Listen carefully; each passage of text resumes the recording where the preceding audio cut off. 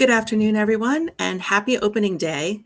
My name is Stacy, and welcome to the Weinfeld Education Group's Diamonds webinar series. Today, our guest is Joan Green, a speech language pathologist, assistive technology specialist, tech advisor, and director of innovative speech therapy.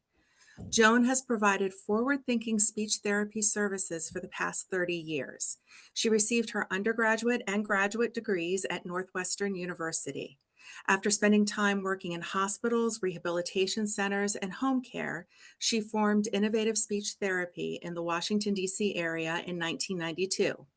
She has an eye out for affordable, cutting-edge technologies to help others thrive in life and offers families and colleagues uniquely effective online tech advising and coaching services to streamline the selection and implementation of these devices, apps, features, strategies to promote both learning and well-being.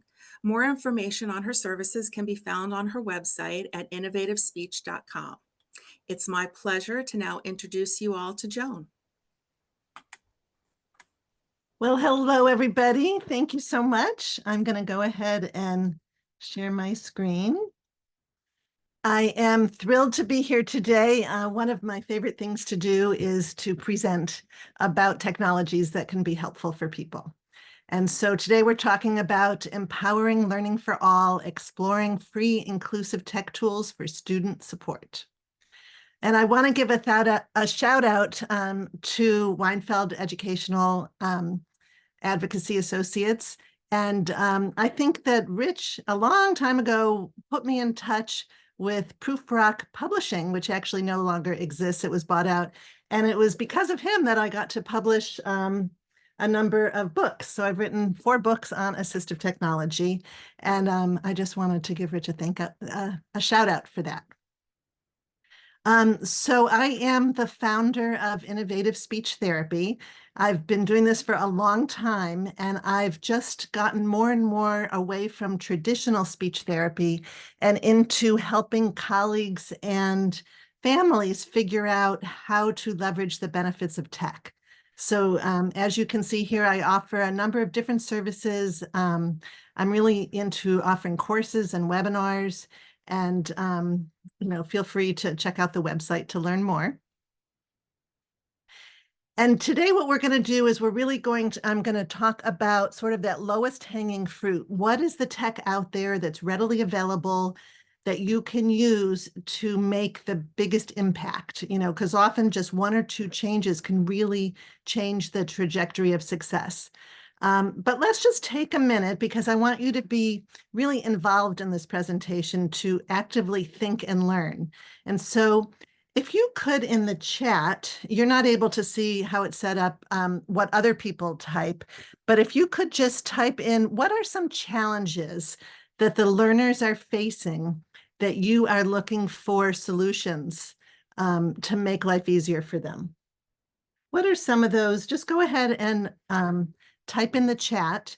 And while you're doing that, I do want to remind everybody that if you would like to see captions, you can click on the CC at the bottom of the Zoom screen, or click on the 3 dots where it says more, and you should see a way to watch the captions. This is being recorded. Eventually, I've heard it's going to be posted on YouTube. And I do have a slide. I will be sharing the slides with anybody who emails me. So let's see. I'm not seeing too much in chat, so I will go ahead. These are some of the things, the learning challenges that I thought of for people who, oh, it says chat is disabled. Huh.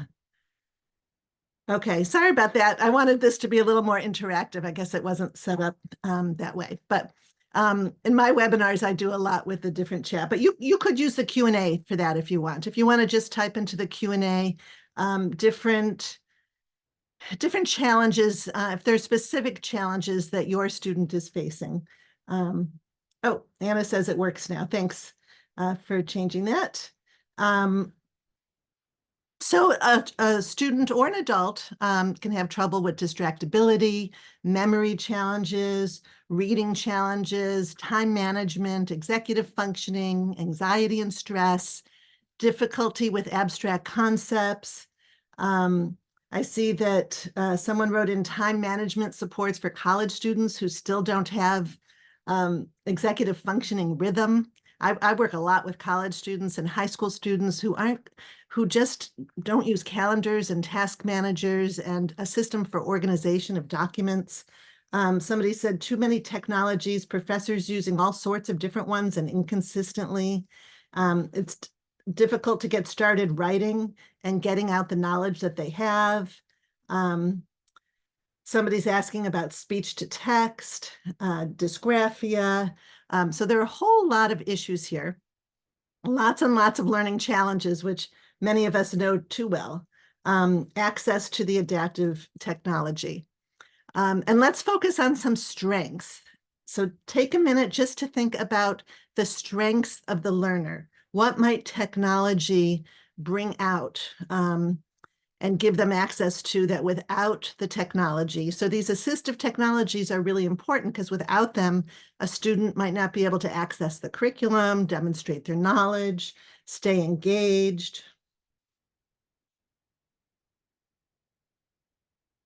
Some of the things that I thought about, these are different areas of strength. Some students have really creative thinking. They're very resilient, an eagerness to learn, empathy, problem-solving skills, strong memory in certain areas, maybe strong visual spatial abilities, persistence, high levels of concentration. Um, so Sandra wrote strong visual memory.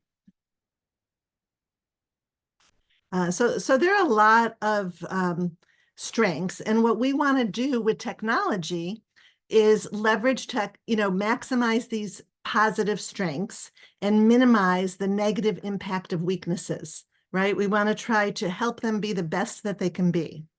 And so I'd encourage everybody to try to develop a new tech mindset. I know that for many of us, I'm a parent, I have 4 kids. They've been through Montgomery County Public Schools. All 4 of them went to University of Maryland, and I think that what we want to do is they're a little older. My youngest is 25 and my oldest is 32. So I didn't have quite the challenges there are today in terms of technology and all the problems that it's causing. So I know that a lot of people struggle to get their kids off of tech, and there's now tech addiction, and there are all kinds of social implications with tech, and there are a lot of privacy problems and safety issues. But what we're going to do is let's think about tech in terms of how can it help our student learn better? How can families and schools and a student's team of support collaborate for strategic technology implementation? So there's no exact right or wrong here. And there's a lot to know, and we need to work together. So when I start helping families, sometimes people email me and they'll just say, what's the best tech for this? Or what's the best tech for that? And I think that there are a lot of things that we need to consider first in this process. And so when I speak to professionals, I talk about this, an approach called SET, where you think of the student, and then you think on the student's needs, and then you think of the environment, and then you think of, there's a whole process that we go through. But I know that there are a lot of families here that get very discouraged because the schools are having, there's a lot of trouble getting everybody to work together. And so I think that if we can get together, maybe in an IEP meeting or when discussing a 504 or other meetings, these are the types of questions that I think about when I'm helping families figure out what the best tech might be for the student. I talk about what's happening now, what's working and what's not working, what has been tried. And then a big piece is who is in charge of tech decisions and implementation. That's a biggie. A lot of schools, I know in Montgomery County Public Schools, there's a Hyatt team, HIAT, and I'm not sure right now, I think there are about 5 or 6 people. And what they do is they try to empower the staff with knowledge of these technology tools so that the teachers can work directly with the students on them. There aren't enough of them to provide the one-on-one support. But a lot of times families aren't even aware of the different technologies that are available to their student. And if they are available, they don't know how to use them often. I mean, I get those families coming to me. So we want to really know who's in charge of tech decisions and implementation, when and how will the technology be used, and what are the school's assistive technology and AI, artificial intelligence policies. Um, and then also, even if we're deciding to use the tech, we really want to minimize the harm of using tech, right? We don't want to provide so much help that students aren't tasked with improving certain skills. You know, even if a student can have speech to text, it's still good to teach them handwriting and typing at some point. It all depends on what the particular task is. And so again, the waters are a little muddied. I had a fourth grader say to me, why should I bother learning how to spell? Because spell check just fixes everything for me, or I can speak and it'll just spell it correctly. And I think that most of us would think it is important for students to learn how to spell. Maybe at some point it isn't, but still there are times when you have to handwrite things or type things and you don't want to overly rely on the technology. But for others, it's a real godsend. So we want to be sure to continue to develop the non-tech skills and minimize over-reliance on the technology, and make sure that as we're doing all this, we want to keep our students safe and focused. So there's a lot to keep in mind, but I'm going to share with you a lot of my favorite tools that are free and available to everybody. And there's a concept called universal design for learning. And what that is built into many of our devices, our computers, our tablets, and our phones. There are already many features that are helpful for everybody. These accessibility features that will help students access the curriculum, show what they know, and be engaged in learning. And the CAST organization, I have a link here, really has wonderful information on this. So today we're going to talk about a lot of these tools that are possible, that are available, and learn what's possible. And you'll have to keep in mind that we always want to match the student needs with tech features. And think outside the box a little bit, and then give things a try and adapt them. Here is, I'm going to be talking about my 10 tech tips, inclusive tech tips. And in the confirmation email, you got a link to this handout. Wait, what did it? Huh, that's weird. Wait a minute. It went back to the beginning. All right, sorry. Let me just speed ahead here to where I was. All right, we talked about all this. So I'm going to talk now about those 10 tips, and I have a QR code in here that if you didn't get the link or happen to see it, here we go.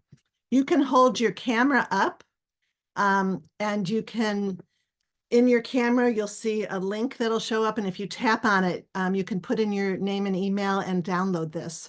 Or you can always email me, joan@innovativespeech.com, and I'll try to send everybody, I can't do it right now, but you'll get it eventually. These are my 10 free inclusive tech tools for student support. And I'm going to go through each of these, and I'll be really looking forward to looking at the chat.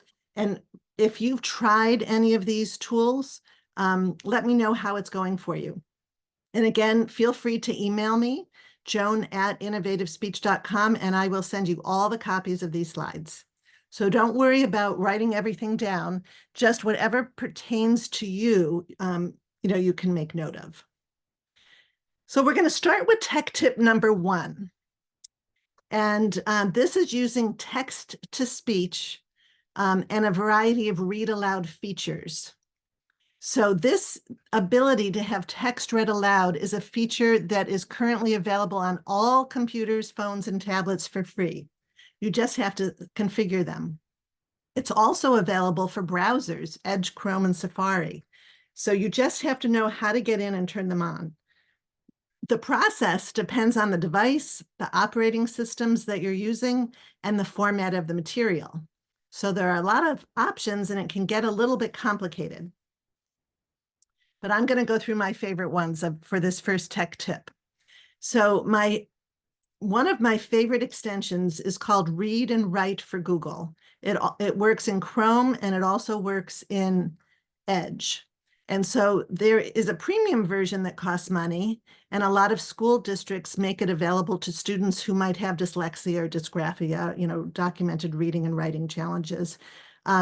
Educators can get the premium version for free, and I have links here for you. They're live links, so when you get the handout, you can click on them. But it's really great. So let me just move a couple of things over. I just want to show you what this looks like. So you can see up here, I have a tab here. So these are my Chrome tabs that I've grouped together. And when I was getting ready for you, I just got a few things here. So this is my website. And if I want to have it read out loud, I can click on this Read and Write for Google Chrome extension. I'm in the Chrome browser. And what it does is it opens up this tab.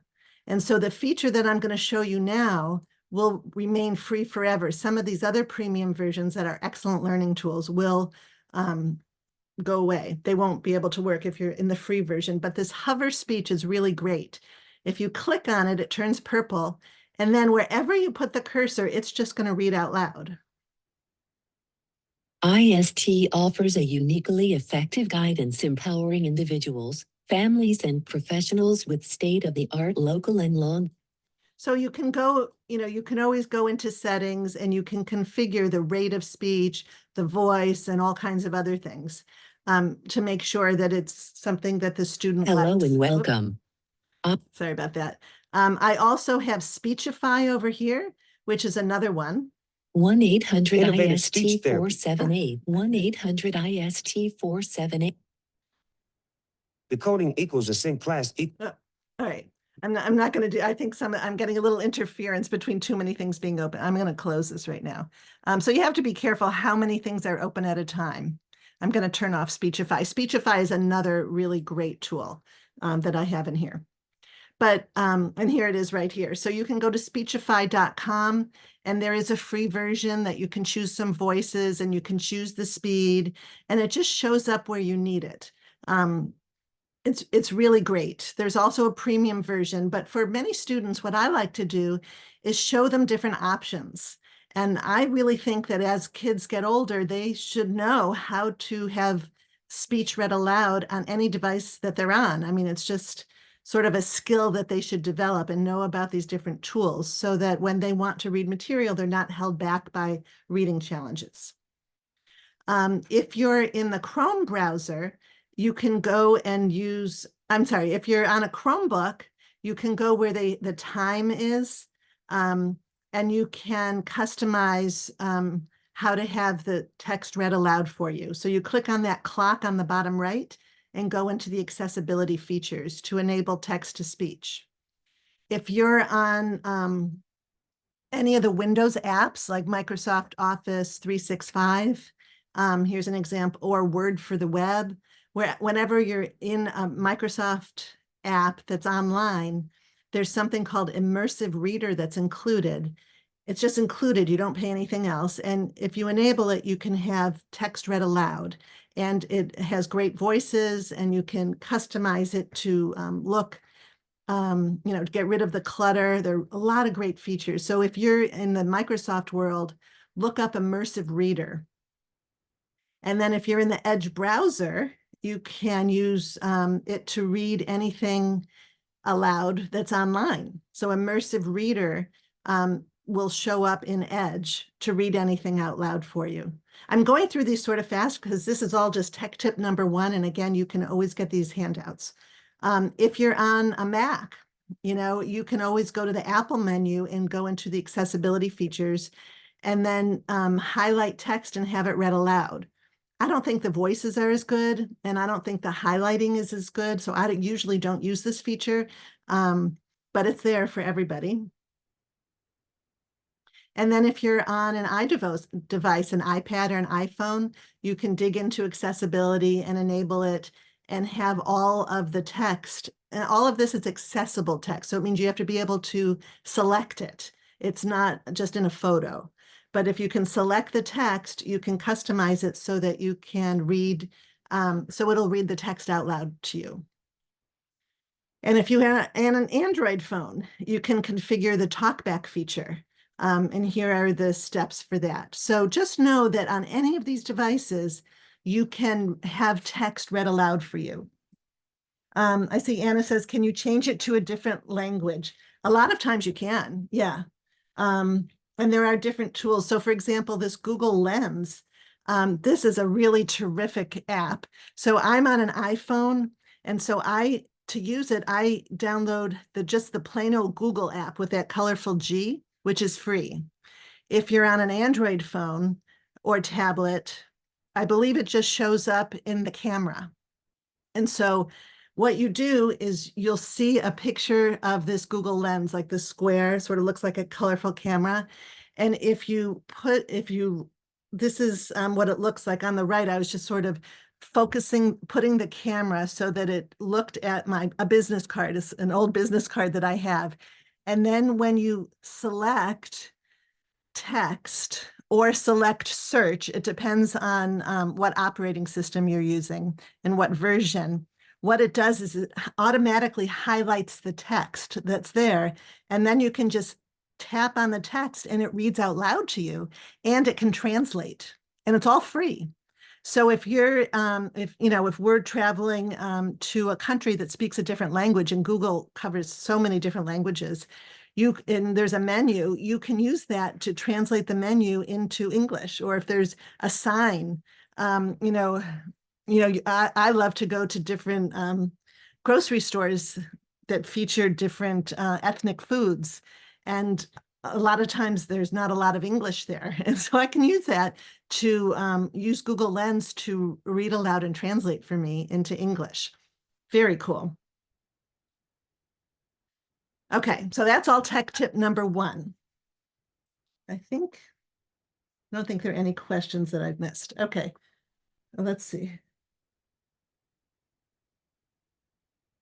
Okay, someone asked about speech to text. Yeah, we're going to be getting to that. All right, tech tip number 2 is limiting distractions. So today, before this webinar, the first thing I did on my Mac is I went in and turned on Do Not Disturb for an hour. And I did the same thing. It automatically happens on my phone also. So on all of these devices, there are many different ways to limit distractions.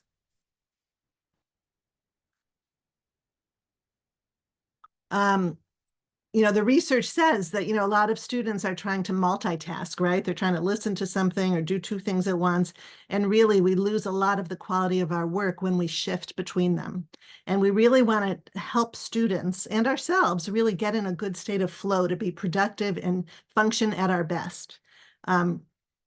So here are just some of the ways that you can learn to help support attention. And then what I often recommend people do, if you're not seeing me individually for consultation, which most of you aren't, you just look it up on YouTube. How do I use guided access on an iPad? Or just write in some of the keywords on YouTube and you'll find all kinds of videos that are really helpful.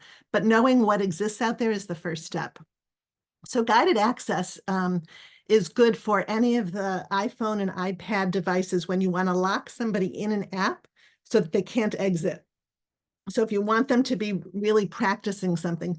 I also work with a lot of seniors, and a lot of times they'll get out of apps and they don't even want to. They just touch things the wrong way. So you have a special password and you can lock them in with guided access, and you can even give a particular time limit. Another thing is that you can go onto a Mac and you can set up different focus settings so that for work, you might allow certain notifications to come through from certain people, but not other people. You might block certain other distractions. In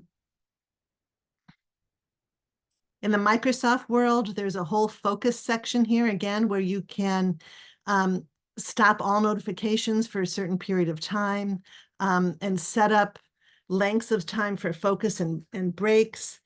Just, you just really figure out how to manage your own attention. And another thing that's important to keep in mind for attention is to declutter the screen, getting rid of all those pop-ups and ads and making things easier to read. So if you're, look for signs of the reader view. Often if you look at the place where you type in the URL, if you see a symbol that looks like that with all those lines, that means that there's a reader view, and it'll get rid of all the extraneous information for you so you can focus. And so you can see here, this was just a screenshot of something that was in Safari, and you just click on that symbol, the reader view symbol, and it takes away all the different distractions. I tend to use Chrome a lot because I work with so many students, and that doesn't have a built-in way to get rid of the distractions. There is one that's in an experimental phase, but there is a really terrific tool that's free, and it's called the Postlight Reader. So you can see it up here where my extensions appear, the Postlight Reader. So if I go to a site, let me see if I can do this real quick. So if I go to CNN, let's say, because that's just a mess of a site. And let's see if there's something here that's not too terrible. Okay, so here's an article that's not too controversial, hopefully. And let's say I want to read this and get rid of everything. All I need to do is click right here on this Postlight Reader, and it gets rid of all the ads, and it makes it easier for me to read. And then I can go into settings, and I can choose a small font, medium, or large. I can change the font if I want. You don't have a ton of choices, dark theme or light theme, but it makes it so much easier. And then if you want to print this view without all the ads, it's much easier. So this is that Postlight Reader. There are a couple of different free extensions that you can use. Okay. Another way to really focus somebody is there's a new feature I just want to make sure everybody's aware of on iPhones, or I think it's also on iPads. I've only used it on the iPhone, but it's called Assistive Access, and it came out with the latest operating system, iOS 17. I use this with my father. I use it with adults with developmental disabilities, people that just the phone is too much and you need to simplify it. And so you can decide which apps you want to be available and configure them. And it's, that's all he sees is phone and text because he has a mild cognitive impairment. So, and he was at a point after a procedure that he just could not use his phone. And so this took all that away and made it very easy for him. And many devices come with parental controls and restrictions. I'm not going to get into a lot of those here. But Google Family Link is if your child has a personal Google account. The schools really lock down the school accounts pretty well, but if there's a personal account, you might want to set up Google Family Link. If you have Apple accounts, you can set up family sharing, and you can use screen time to manage access. There's a great site, commonsensemedia.org, that really gets into this and has a lot of information.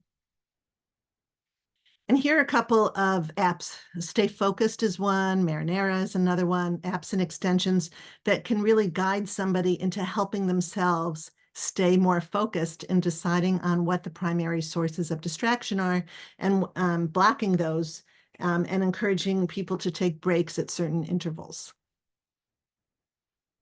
Okay, any questions that I missed on tech tip 1 or 2? I don't think so. Okay. All right, I'm going to move on to tech tip number 3. Use captions and automatic transcription. So there are a lot of students that have auditory processing challenges, hearing challenges, ADHD, like attention challenges. And so very often we don't think to give them extra visual supports so that they can capture that fleeting auditory signal. This can be really helpful for people of all ages on the autism spectrum. because any kind of visual support helps many of those students and adults. So I just want to make sure that everybody realizes that all virtual meetings now and presentation tools can be set up with captioning. Again, if it's helpful for you, you can always, while we're live here on Zoom, it is automatic captioning is there. And there are also a lot of apps that will caption and transcribe in real time to help older students with taking notes. So let's take a look at some of these. So captions are free on most of these devices, but they need to be set up in advance. And we all need to realize that that automatic transcription may have errors and that the quality is dependent on the speaker and the environment. But PowerPoint, Google Slides, most TVs, YouTube, and most tools on the computer for meetings and presentations do offer the ability to caption. Here's just a slide on Google Meet and Google Slides. So right now I'm using Google Slides to present. And when you're in the presentation mode, you can click those three dots on the bottom and select the location and the size of the captions.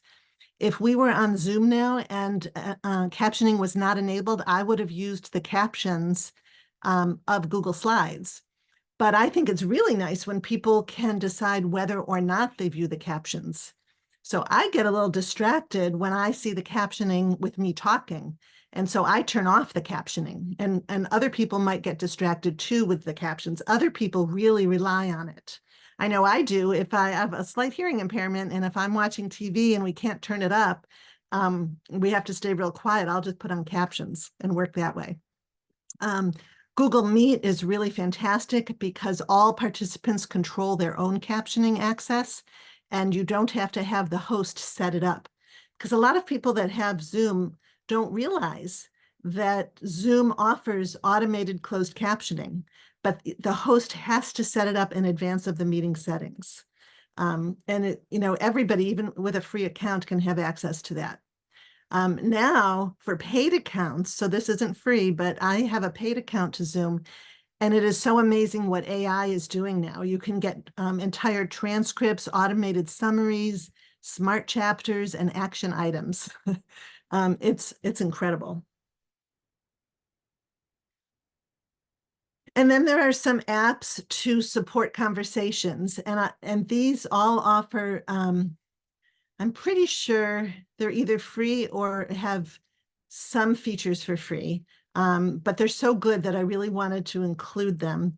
And these can help with real-time transcription, like when you're not in a meeting or a presentation, but you're just sitting with somebody having a conversation.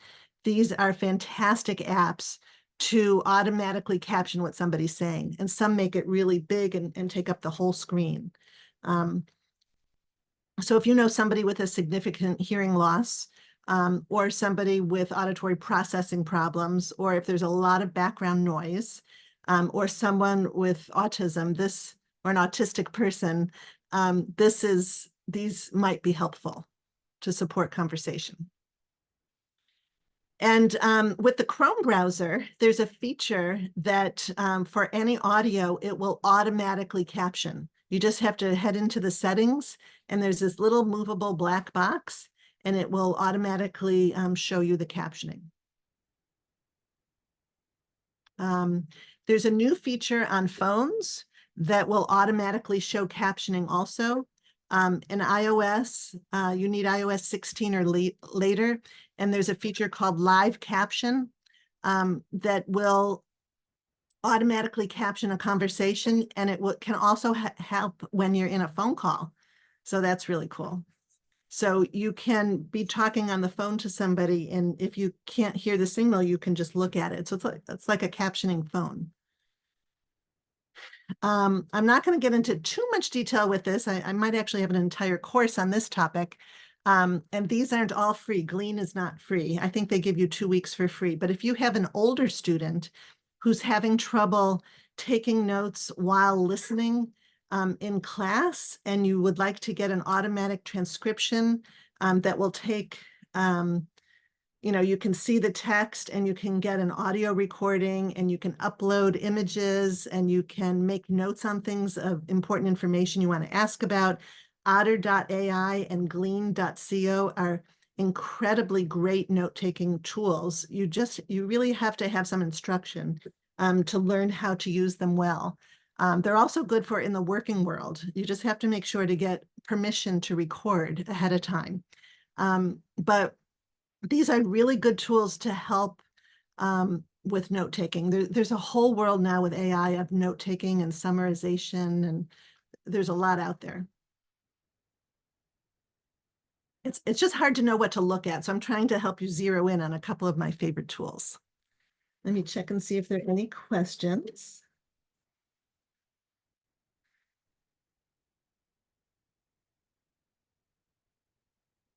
Okay, I think we're good. All right, tech tip number 4. Use accessible digital books and libraries.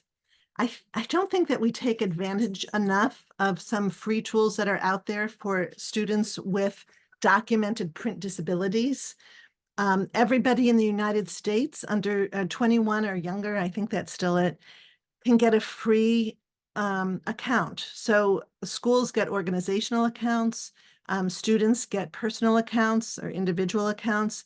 And as long as you have a documented print disability, so low vision or dyslexia, there are a couple of different things. I don't think autism is on that. ADHD is not one, but it's a really great great thing. And so if the schools have not taken the lead, really schools should be giving students that have dyslexia access to digital documents and books so that they can use text-to-speech. And Bookshare really has an awful lot of these books that are available, and you don't have to get special recorders or anything. You can just read and listen to the books online or on any device.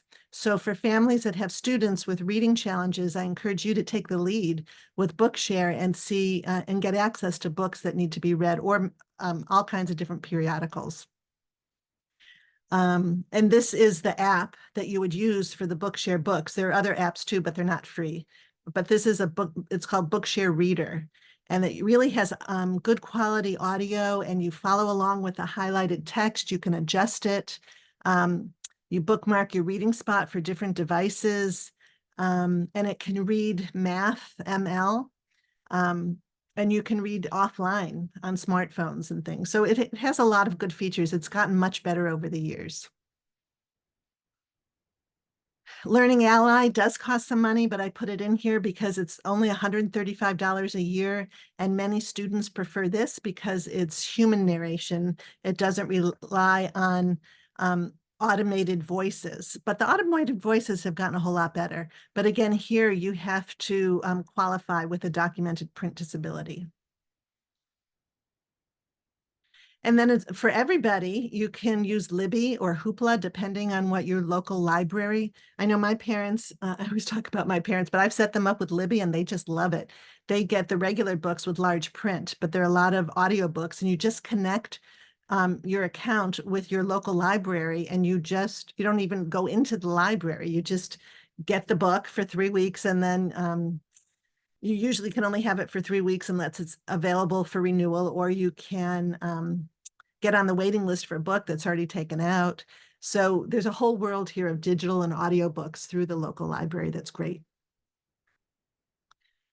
For those of you who are helping students who are at a lower level of reading, Tar Heel Reader is fantastic, and it's free. So you go to tarheelreader.org and set up an account. There are many alternate access methods. So if you use, if you can't type, but you just use a switch, you can look into this. And so for a lot of developmentally delayed adults or students, these aren't babyish kinds of books. You can find something that's age appropriate, but at an easy level to read, or you can create your own books. So this is definitely a fantastic resource to look into for low reading levels, or beginning reading levels, I should say. And I put this in here. I don't have time to show it to you, but if you ask for this handout, there's a lot to know about accessible educational materials. So just taking a photo of a worksheet will not make it accessible. It has to be scanned and then uploaded into something like Google Drive that has OCR, optical character recognition. So there's a bit to know here. And if you're in that world, this is a great way to learn more about it. Reading is something most of us do every. Sorry. Okay, tech tip number 5 is scanning printed material for digital access. So I just talked a little bit about this.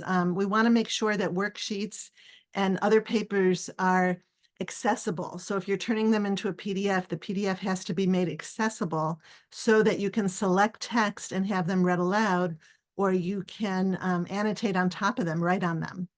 And Google Drive is really great for that. There are different ways that you can scan papers. You can use the Notes app on an iPhone. It's just there, it's included and it's free.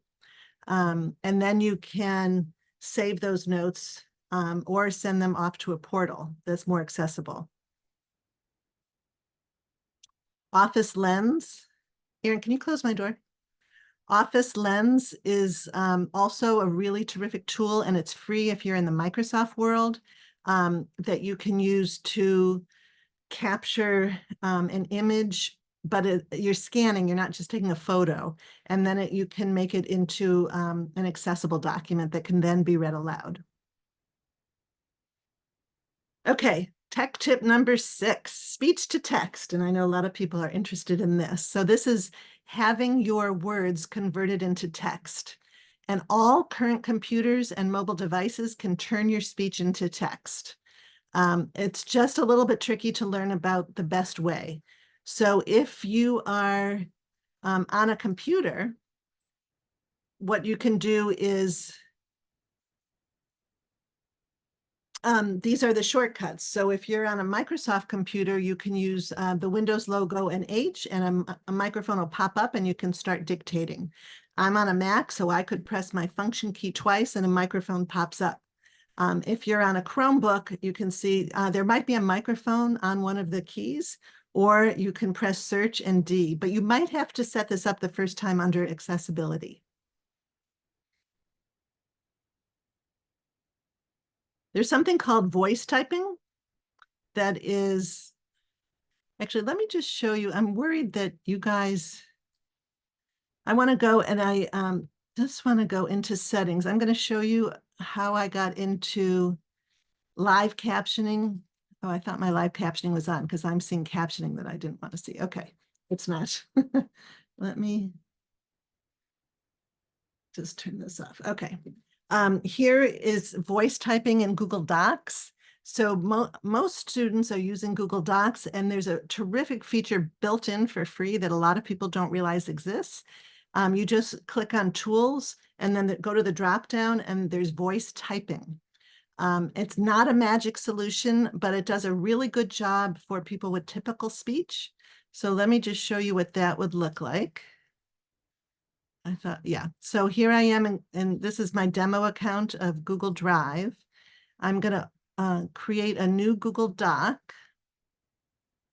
And then what I'm going to do is I'm going to go under the Tools menu, go down to voice typing. Now everything that I say will be automatically typed, period. It's amazingly accurate when I speak, period. It doesn't do a perfect job, but is very good if a person speaks relatively clearly and uses punctuation, period. Watch very carefully how the word to is spelled in the following sentence, period. The child went to the store and bought 2 bananas, period. His sister wanted to go too, period. So I like to show that. I mean, there were some corrections, and I always talk about the importance of then maybe going through it and having it read back aloud and making corrections. So it's not perfect, but you can see that it used the word to. The child went to the store, T-O, and bought 2 bananas, TWO, and his sister wanted to go 2, TOO. So it uses the context. I see a question. Do you have any suggestions for college science majors who encounter medical science vocabulary when doing research and don't know these words?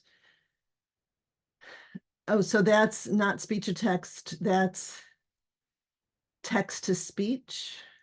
So having, I know that co-writer, with co-writer, which it's not free, but by Don Johnson, which I think was, which joined with Text Help, they're merging their products a bit. And with co-writer, you can insert topic dictionaries, which makes, and then they have, that really helps a lot with understanding a lot of the words. And is there an easy way to voice to text and emails? I'm getting to that. I'll show you that. Okay, so this is in Google Docs. Now, whenever you're in Microsoft Word 365 or Word for the web, you'll see a dictate button that you can use. For any time that you're on a mobile device, like an iPhone or an Android phone or any tablet, there is a microphone on the keyboard that you can just use for speech to text. You just have to make sure the cursor's in the right spot, tap on the microphone and talk, and then tap again to stop dictating and then edit. And there's no magic solution. So if you want anywhere that the cursor is blinking, you can use your speech to text.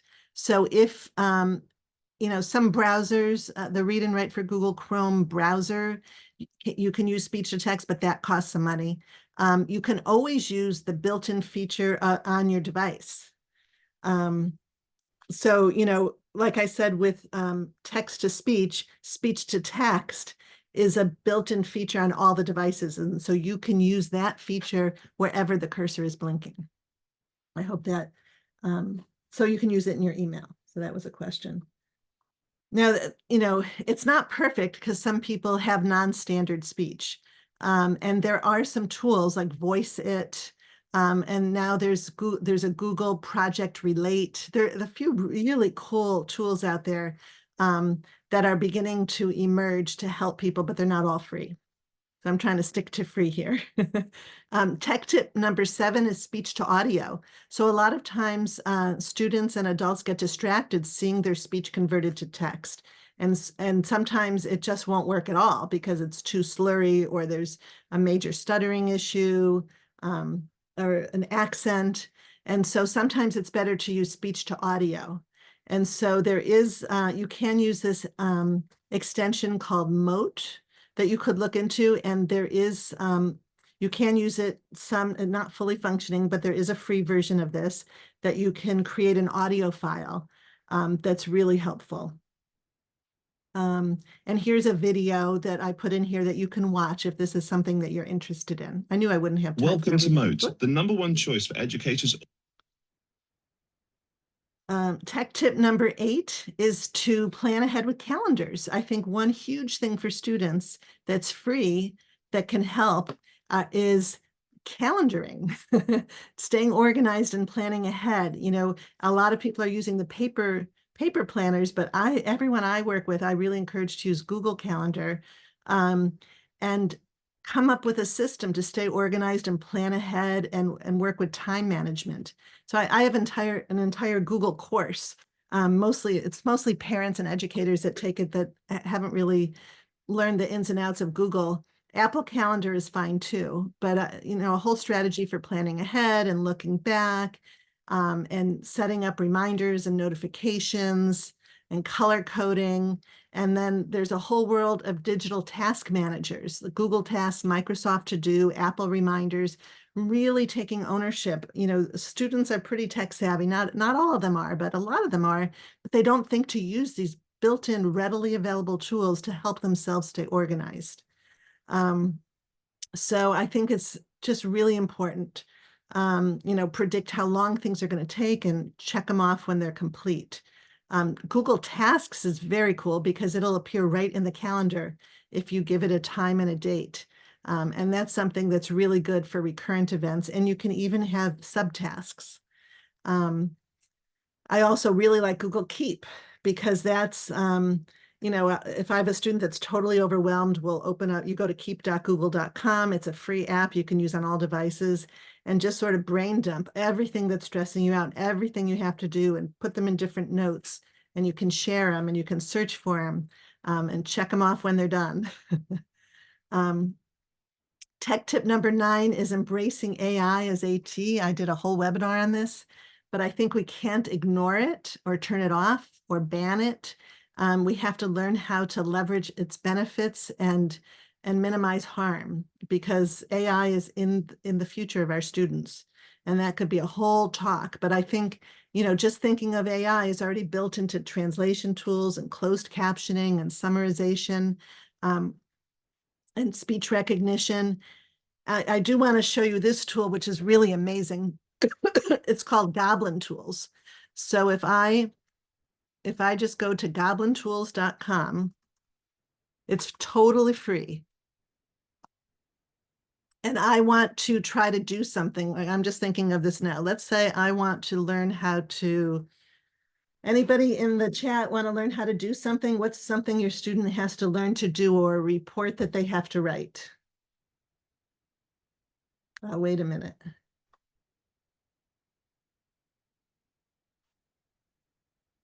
Okay, write a resume. That's the first thing I saw. Learn how to type. All right, we'll do both. So I'm just going to say, write a resume.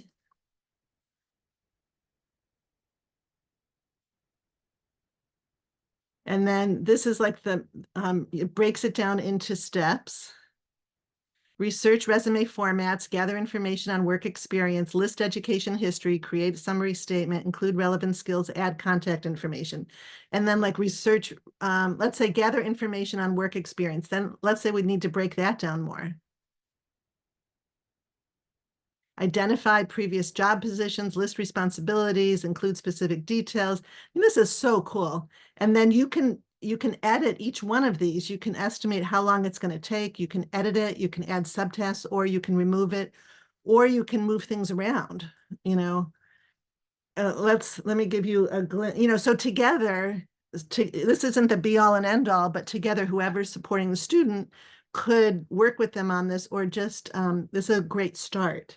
So let's say learn how to type.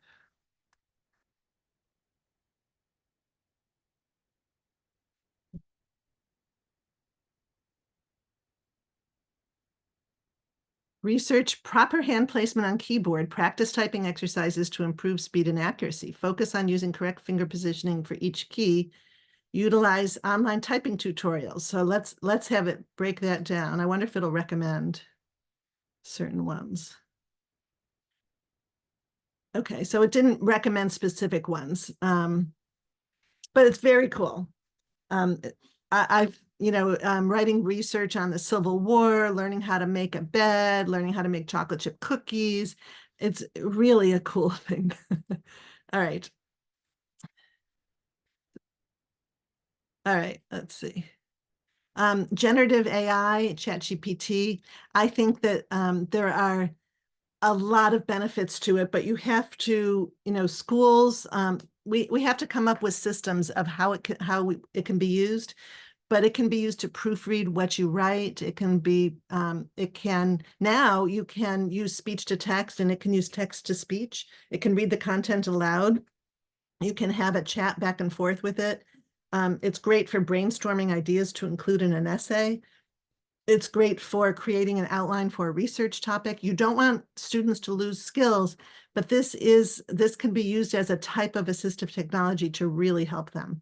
And if any of you are in my IST Tech Savvy Solutions Facebook group, I've posted a lot recently on a lot of resources and guidance for using AI in the schools. This is one thing that I had posted recently. If you don't know Eric Kurtz, he's an incredible educator and really taking a leadership role in helping schools figure out how to handle this whole AI world. So this is a great resource.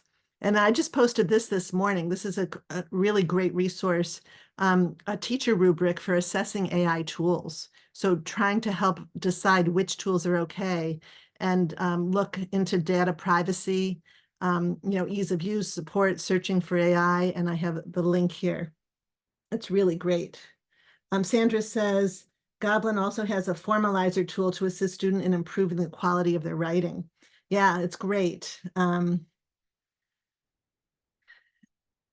Okay, and that's the end. Right now, I just wanted to make sure that that's the end of these 10 tech tips. But as I'm finishing up, I just wanted to make sure that you're all aware that I'm offering a course right now. If any of you are into helping older adults, I'm launching my Elder Tech Advisor course and network next week. So I have a free session tonight all about that. And then twice a year, I offer that twice a year and a course on Google twice a year. The next one will be in the summer. And I'm thinking of collaborating with a real expert in the area on digital note-taking for high school, college, and beyond, because there's a lot of need, there are a lot of really amazing tools out there. It's overwhelming. There's so many. So I'm gathering together what I think are the best ones and going to have a course. And for anybody that's interested, I do offer free 15-minute phone calls. All you need to do is go to my website and just click on the link, or I have the link hopefully in here somewhere, or you can always email me and I'll send it to you. But it's, you pick a time, all my free time populates and I call you and we just talk about what you might want to consider. But just one or two small changes may make all the difference. So the take-home message is tech tools can either help or hinder learning. We need to stay informed and understand the pros and cons as therapists, educators, parents, and advocates. Educators need to collaborate to establish clear rules and provide support for effective implementation. And parents should become familiar with the tech to be able to help their kids. This is a link. Everyone's invited. It's free to my IST Tech Savvy Solutions Facebook group. We've got a lot of people in there, and everybody. What I hope is that everybody just helps each other with providing guidance and asking questions and giving support. And again, if anyone would like a copy of the entire presentation so you can access a lot of the links, just email me, joan@innovativespeech.com. and you can request a copy. I think that's it. Yeah. And let's stay in touch. Feel free to reach out. And I'd love to collaborate with professionals and offer webinars and presentations and all those kinds of things. So, thanks for your nice feedback. I just want to see if there are any other questions. Oh, I see something here from Eileen. Oh, no, I already answered that. I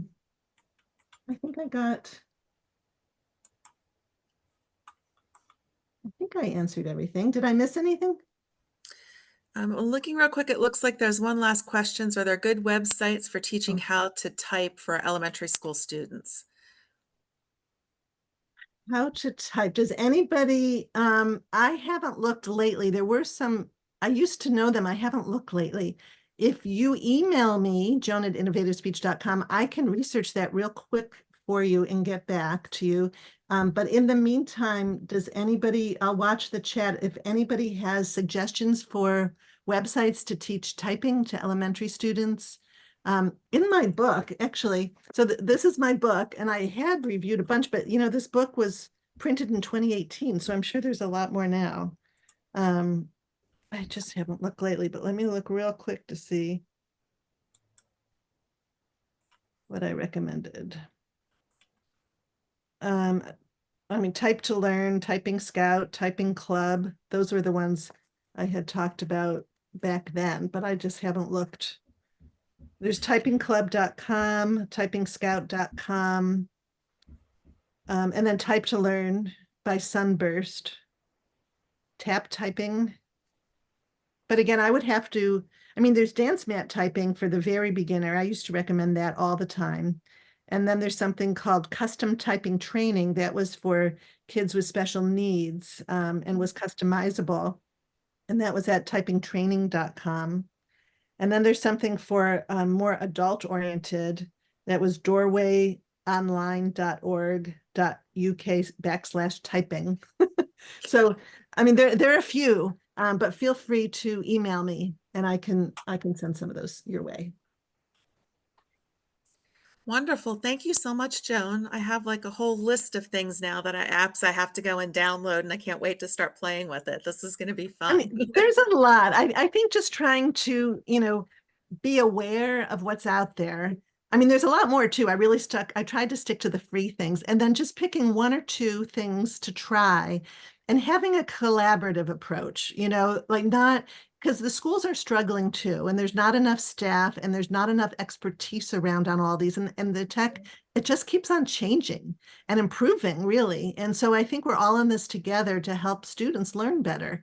And so it's really a team approach without any exact right or wrong. And to get the best success, you have to know your student and think about the features that you want to what your student, the features the student can benefit from. And then you want to figure out like, what is their environment? Are they in a Chrome world, a Microsoft world? What tools are most people using? And then what's the path of least resistance that's going to get the greatest impact? That's how I look at it all. Absolutely. We are all definitely in this together. And that's, I think, the way we need to approach everything going forward. Well, I thank you so much. And I thank all of our participants and people who came to check in to learn about all the new technology that's out there to try to help our students.